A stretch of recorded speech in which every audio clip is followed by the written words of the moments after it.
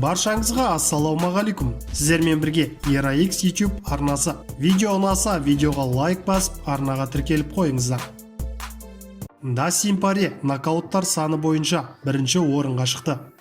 UFC 257 турнирінің басты жекпе-жегінде Дастин Порье Конор Макгрегорды техникалық нокаутпен жеңген болатын.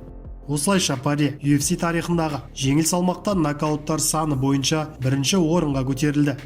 Америкалық файтер UFC-де 7-ші рет нокаутпен жеңіске жетті. Бірақ жеңіл салмақта 7 рет нокаутпен жеңіске жеткен тағы 2 спортшы бар. Олар Эдсон Барбоза мен Мельвин Гиллард. Айта кетейік, Абу-Дабидегі UFC 257 турнирінде Дастин Порье Макгрегорды 2-ші раундта техникалық нокаутпен жеңді. Ал осыдан 7 жыл бұрын өткен қос файтер арасындағы алғашқы кездесуде ирландиялық спортшы техникалық нокаутпен жеңіске жеткен болатын.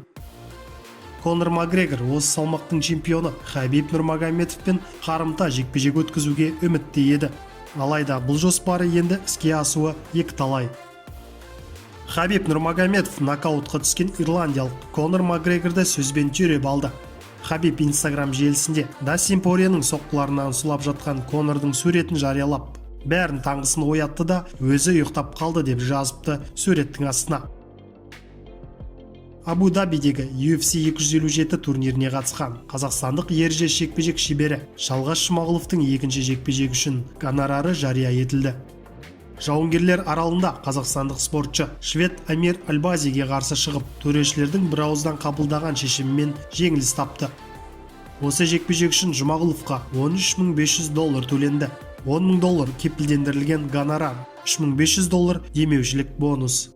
Альбази $23,500 еленді. Яғни оған кепілдендірілген гонорар мен бонустан бөлек $10,000 жеңісі үшін берілді. Жекпе-жекте біз тек 15 минутқа куә болдық. Алайда осы 15 минут үшін қаншама қиын жаттығулардан өтсе керек. Қазақ жауынгерлерін қандай да жағдай болмасын қолдап отырайық. Жеңісті күндеріміз әлі алда.